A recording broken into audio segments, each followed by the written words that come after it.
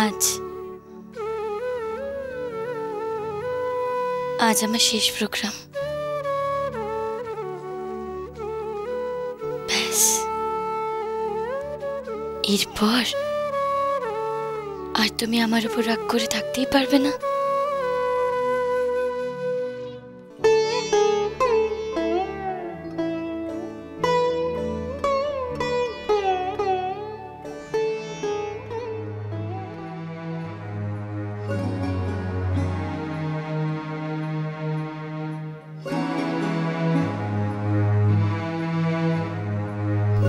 আমি তোমাকে একটা কথা বলি,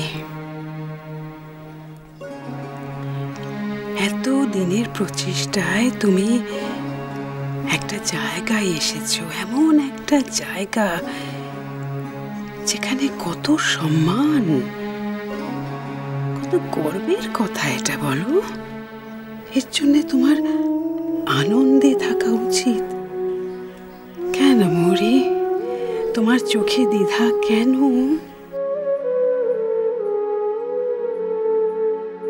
আচ্ছা মৌরি, এত কিছু হয়ে যাওয়ার পরে তোমার মনে হয় না প্রত্যেকটা মেয়ের জীবনে একটা ফিনান্সিয়াল ইন্ডিপেন্ডেন্স থাকাটা কতটা জরুরি?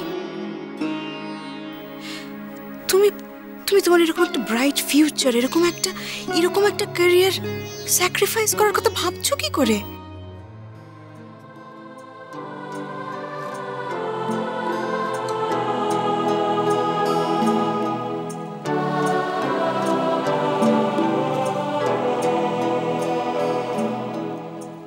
না না, আমার আর কিচ্ছু চাই না।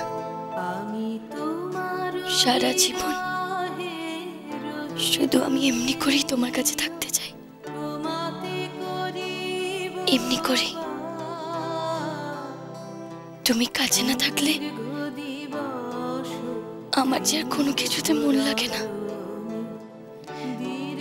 কোনো কিছুতে মন লাগে না গো।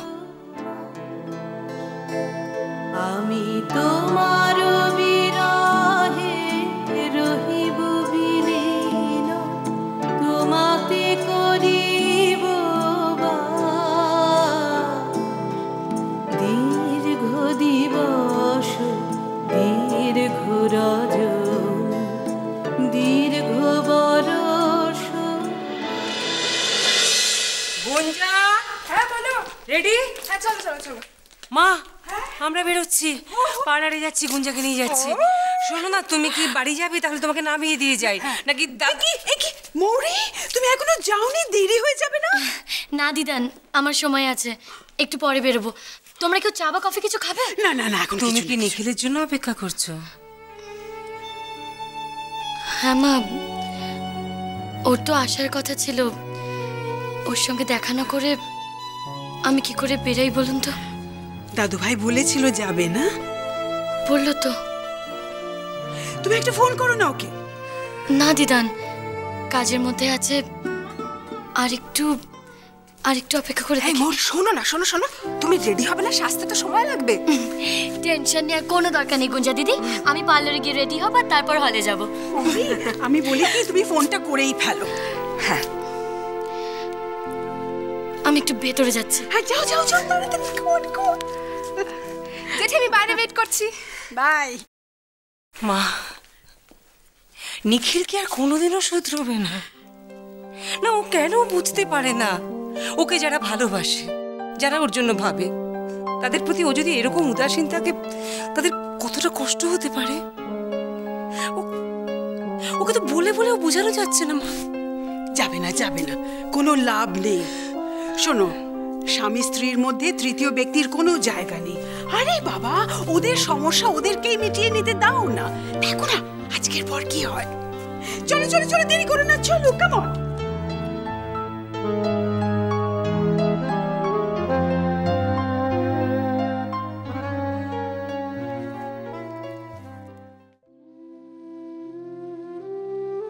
এখন আর ওকে ফোন করে লাভ নেই,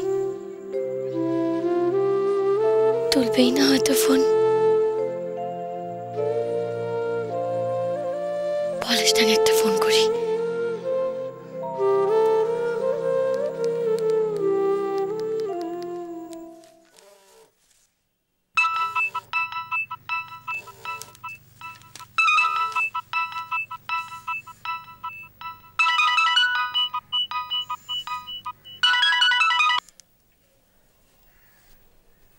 হ্যালো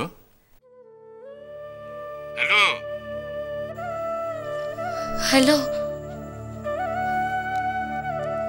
দাদু, আমি মৌরি বলছি। হ্যাঁ রে মৌরি, কেমন আছো তুমি? আমি তো ভালোই আছি রে মা।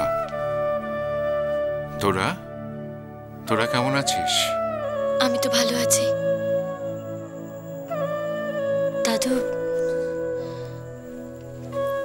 তোমাকে আজ একটা বিশেষ কারণে ফোন করলাম, জানো তো আজ আমার শেষ প্রোগ্রাম। তোমাকে ফোন করলাম তোমার থেকে আশীর্বাদ নেওয়ার জন্য, যাতে আজ আমার সবকিছু ভালোই ভালোই হয়ে যায়। আমার আশীর্বাদ তো সব সময় তোদের সাথে আছে রে মা।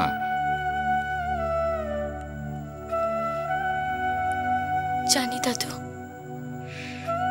আর এও জানি একমাত্র তুমি আমাকে কোনোদিনও কোনো কাজের জন্য ভুল বুঝবে না, ভুল বুঝতেই পারো না। না রে মা, আমি তোকে ভুল বুঝিনি, তবে একটু অবাক হয়েছি তোর নিজের মুখে ওই কথাটা শুনে তুই বিবাহিত নস। আমি জানি মৌরি তুই কোনো অন্যায় করতে পারিস না,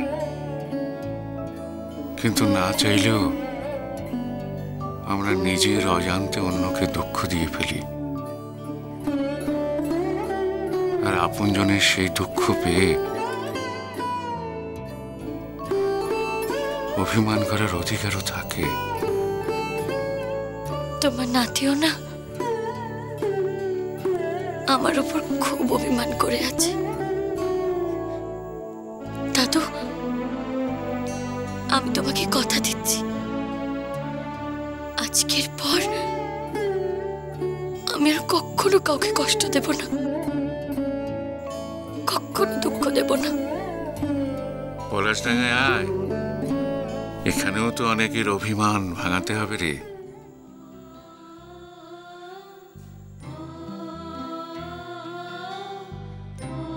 তুমি যদি নিখিলকে কষ্ট দাও তাহলে মনে রেখো, আমরা তোমার সঙ্গে কেউ থাকবো না। তোমার ভবিষ্যৎ তোমার হাতে। মা খুব রেগে আছে, মায়ের অভিমান ভাঙাতে গেলে তো আমি একা পলাশডাঙ্গা গেলে চলবে না দাদু, সাথে যে ও কেউ চাই। জানো তো মানা বিশ্বাসই করে না যে ও আমাকে খুব ভালোবাসে, খুব। কিন্তু তুমি তো জানো নিখিল তোমাকে খুব ভালোবাসে। জানি দাদু, ও আমাকে খুব ভালোবাসে। তোমরা আমাকে নিয়ে চিন্তা করো না।